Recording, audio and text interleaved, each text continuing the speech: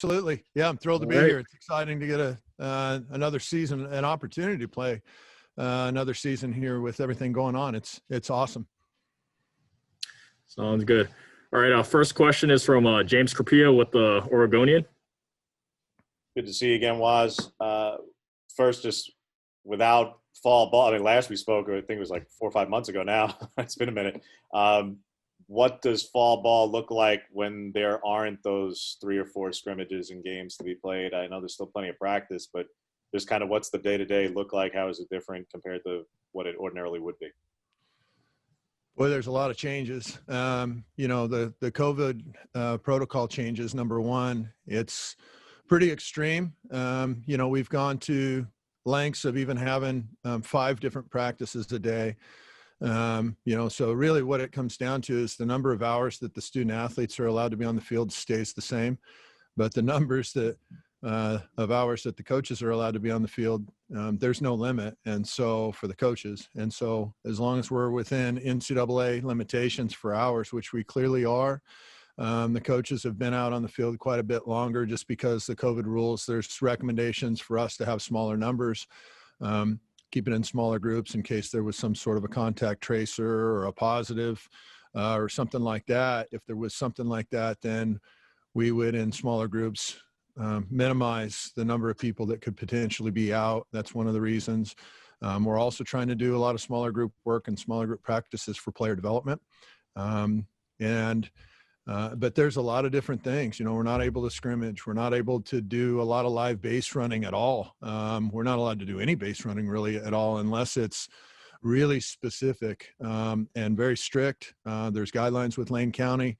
There isn't any gray area. It's real simple. We have to get everything we do approved first before we're allowed to do it on the field. So there are some limitations, but the great news is we're able to practice and we're able to be outside and we're able to be with our student athletes. And for us right now, the biggest thing for us that we've seen isn't necessarily just being able to play baseball, but it's being there for the student athletes. These guys need it. This 7 months, 6-7 month stretch has not been good mentally for whether it's, the staff, but specifically the student athletes. It's really had a damage, and being out there is the best therapy. Our next question is from AJ Jacobson with Rivals. Hey, Coach, obviously they've waived the 35 roster limit for this upcoming season. What are your it looked to me like you had like 40 plus guys right now on the roster. What are your intentions for going into this season? How many guys are you going to maintain? That sort of thing. Well, we don't have any roster limitations this year. We're carrying the same number that we did last fall. And so it isn't like we've got a bunch more guys running around out there. From a player development standpoint, I think it's really hard when you start getting into the 50s and all that kind of stuff. We're not interested in doing that. As a matter of fact, there is legislation to go back to 35-man rosters, not this coming year, but the following year. And that's, at least from what we've heard, is the direction that they're planning on going in, which is great. 35 men on the roster is usually a good number. With us being a little bit heavier than that right now, it's a normal fall. We do that for a lot of reasons. Specifically, in the past, it's been to where we can have scrimmage innings. Unfortunately, this year we can't have scrimmage innings.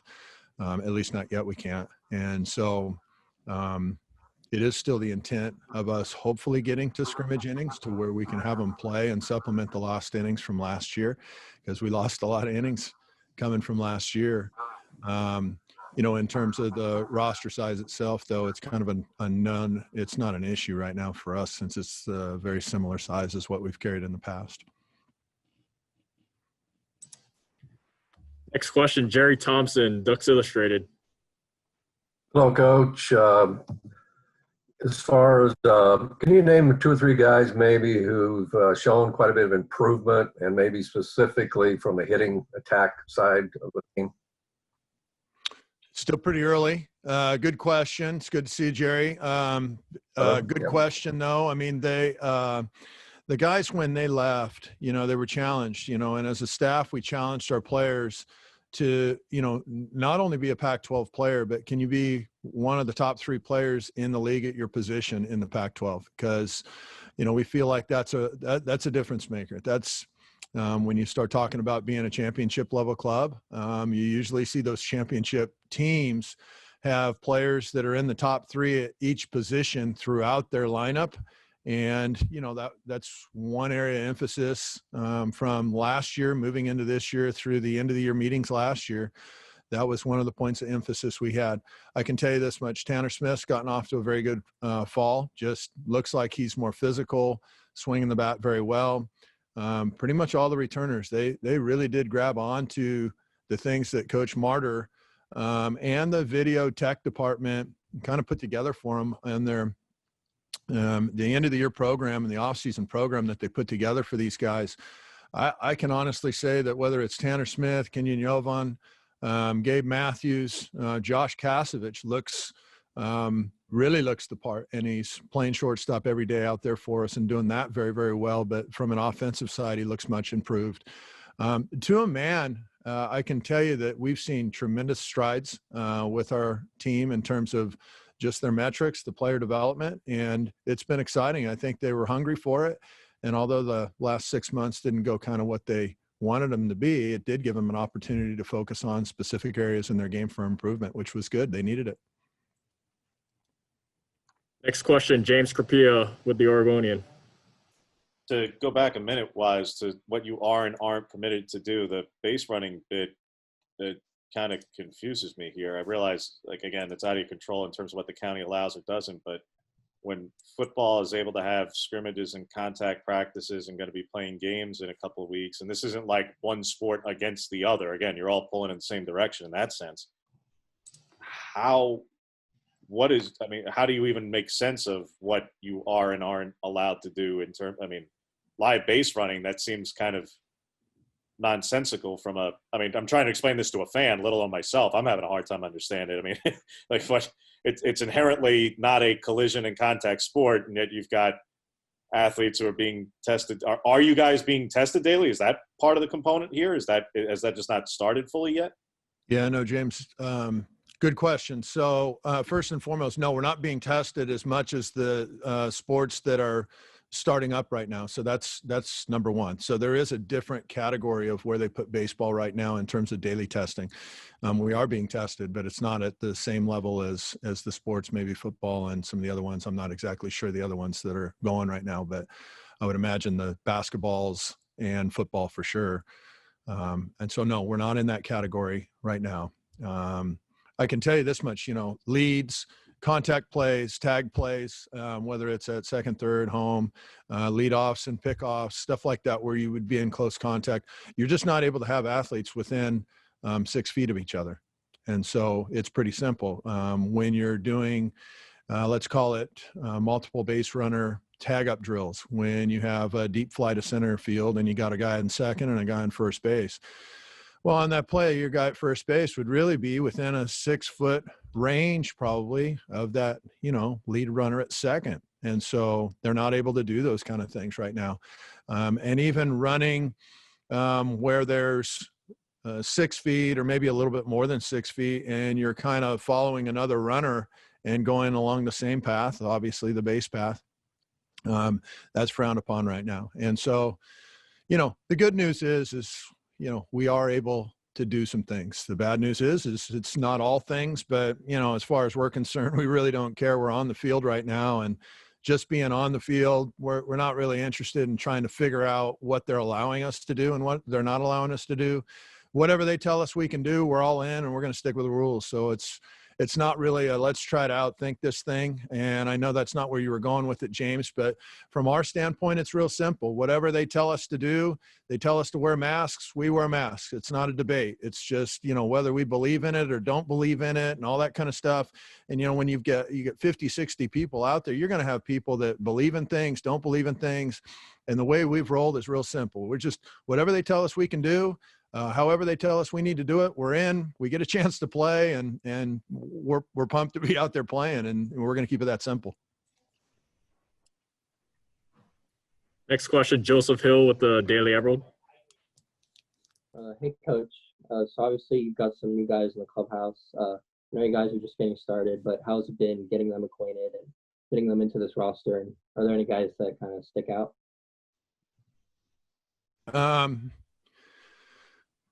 Yes, there are some guys that have stuck out. Freshman Isaac Aon, he's really stuck out in a positive way. Right-handed pitcher from Fresno.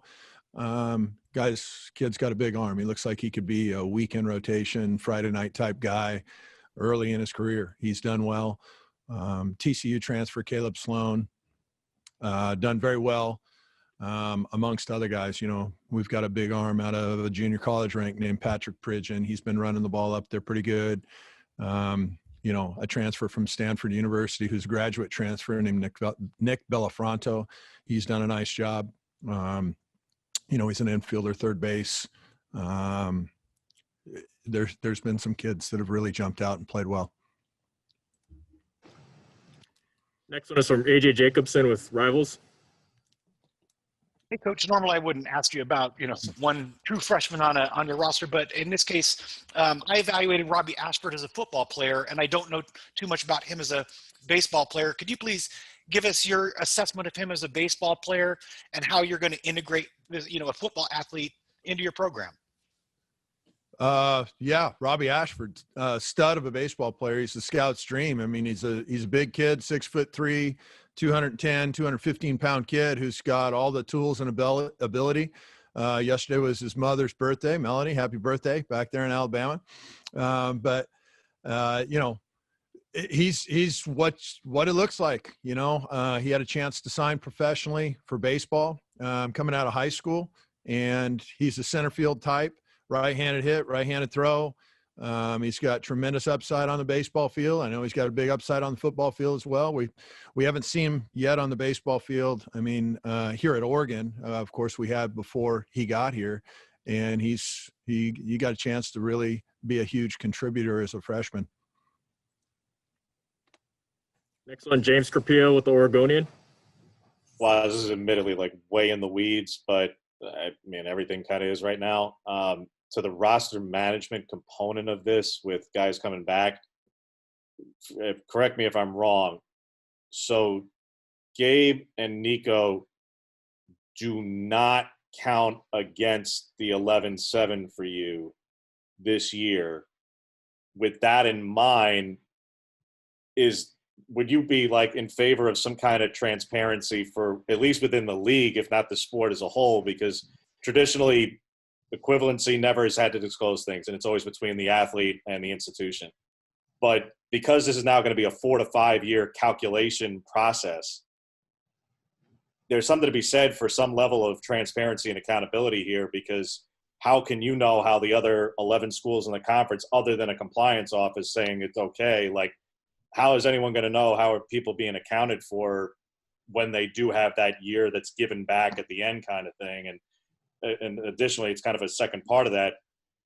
Now that you know that if they use the last year and it won't count against you, does that incentivize increasing a guy in their junior year going into it? And that if they're good enough to get drafted, hey, they're off your books. But if they're good enough to come back and it may not count against you, then as long as Rob and Eric are okay with it, then hey, why not kind of thing? Great questions, and I served on the Pac-12 oversight committee that made recommendations to the NCAA and on a national basis as well regarding all these issues. I can share a little clarity to you on those topics. So the 11.7 scholarships isn't going away. We're still at 11.7 scholarships. It's an equivalency sport, and so you really rarely have anybody who's pretty much on anything more than a 75% scholarship on your books. Sometimes you do, very rarely. For this year, you've got your graduate players. And so like a Gabe Matthews who's graduated, where the numbers that he's on don't affect your books, but that's not going to be the case in future years. And so if you were to have graduate transfers or graduate guys, not really transfers, just graduates that are in your program currently for future years, those will count against your 11.7 in future years.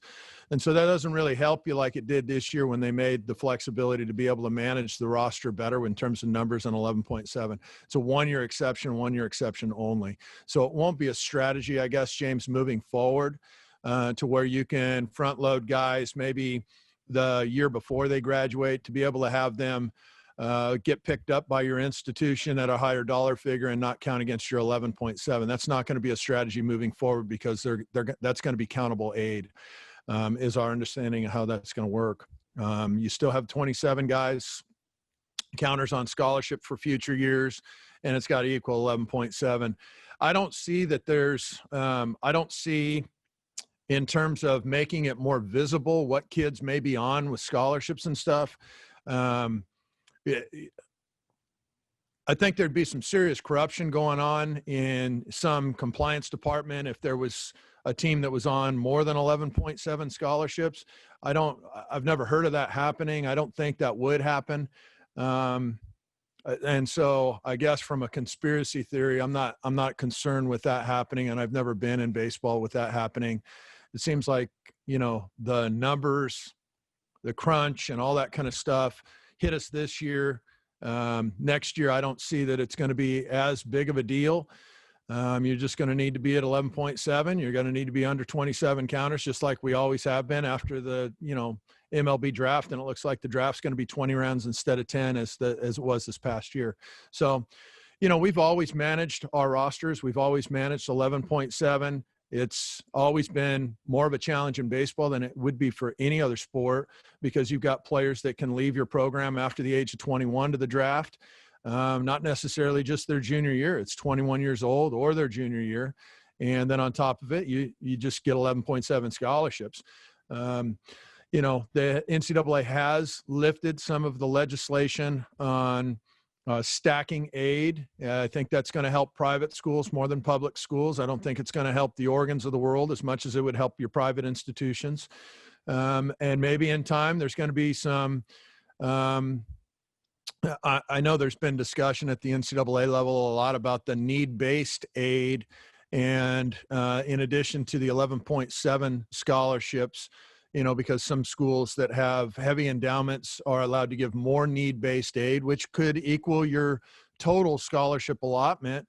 11.7 baseball plus your need-based aid would sometimes go to 15, 20, 25 total scholarships for your team. And you can see where that could give those teams an advantage on the baseball field. So I could see the NCAA continuing to try to get their arms around that. But, in a time where we're trying to get more student athletes that need money, we're trying to get them more money. We're not trying to get them to legislate it to where it minimizes opportunity for student athletes that are in a need-based position. We want to add scholarships for a need-based position to where we can get more people that can't afford, a partial scholarship in baseball, which is what it would take usually for a guy to say yes to a baseball scholarship. They would need to take a partial ride, and that's hard for kids out there right now, especially with coronavirus and the financial impacts that are out there. And so we're all, as college coaches, trying to come up with ways to where need-based projects can be increased, not decreased or legislated further, to where it could potentially minimize opportunities for people that need money. We want to try to expand those. All right, we got time for two more. So next one from Jerry Thompson, Ducks Illustrated. Yeah, Coach, World Series. You got any contact with Tampa or the Dodgers? And do you have a favorite? And did you have a favorite growing up? Well, I'm from LA, so I love the Dodgers. I respect what's gone on in the Rays organization, especially with how they build their farm system. I think it's awesome. A lot of their scouts are just awesome, really good scouts. But, the Dodgers strength coach, Neil Ramp, he was a guy that was with me and us at the University of Arizona when I coached there for 10 years. Neil was our strength coach for baseball. He's the Dodgers strength coach now. It's really cool. Cody Bellinger, too bad he wasn't, never showed up in a Duck uniform, but it's awesome to see Cody having such success. We were thinking he'd be potentially a Golden Spikes type two-way player here for the Ducks as a center field, first base, left-handed pitcher, because he's really, really good on the mound too. But obviously Cody's done pretty well for himself, had a big hit in the last game of the last series. And that was even fun watching him facing, in Game 6 when he got a chance to face Mark Melancon in Game 6. Mark Melancon was a closer for us at the University of Arizona. And he was a closer for the Braves. He's had a great career, and he's a really a wonderful person, human being. So, you got Bellinger going right now for the Dodgers. He never showed up in a Duck uniform, but still, yeah, we signed him, and awesome kid, wonderful family. Got a chance to, text back and forth with his parents. And, so I don't know. I grew up with the Dodgers with, when you're looking at Garvey and Say and Davey Lopes and Russell at short and Steve Yeager, and going to watch World Series games back when I was a little kid. I'm a little partial to the Dodgers. All right, last one, James Carpio with the Oregonian. Well, I just had a general recruiting question in the sense of just how it's gone for the last 7 months, where it's been a dead period for everybody. It will be through the end of the year, but you've got the early signing period for you guys in, I guess, about 3 weeks or so. Just how you and your staff have navigated that and the challenges that come with it, and you and everybody else in the country, but how has it been from your perspective and trying to recruit at a time where it's all been a dead period? A lot of Zoom calls, a lot of 4 computer screens on a desk at one time, watching 4 different games going on, and each staff member that, me, Coach Ian Jr., and Coach Marta, the 3 permissible recruiters, sitting there with laptops on our desk, watching 3-4 games at a time that are being live streamed across the country. So it's been awesome. It's been awesome from the standpoint that we've had tremendous success with our recruiting, whether it's the 21 class all the way through the next several years. It seems like the quality of player that we've been able to get to say yes has increased as we've gone, and it's been really exciting. It's taken a lot of time on Zoom, but I really believe that the Zoom component is going to be a mainstay for future years, even though hopefully we get back to in-person and face-to-face recruiting. It still gives us a great opportunity to connect with families and the players differently. You're still seeing them face-to-face. It's just, through a TV or whatever, but been able to make great relationships with these families. We've had a lot of success with recruiting. It's tireless work because, it definitely hasn't slowed down. I can assure you that. It's actually sped up, and with the recruiting process being as fast as it is now, instead of just recruiting 1 or 2 classes, you're recruiting 4 classes at a time. And that's a tough one, especially when it comes to all the quirks that coronavirus has thrown our way, in addition to the major league draft. That's, that's a big deal. So had a lot of success. It's been working out great for us. So we're having a lot of fun with it.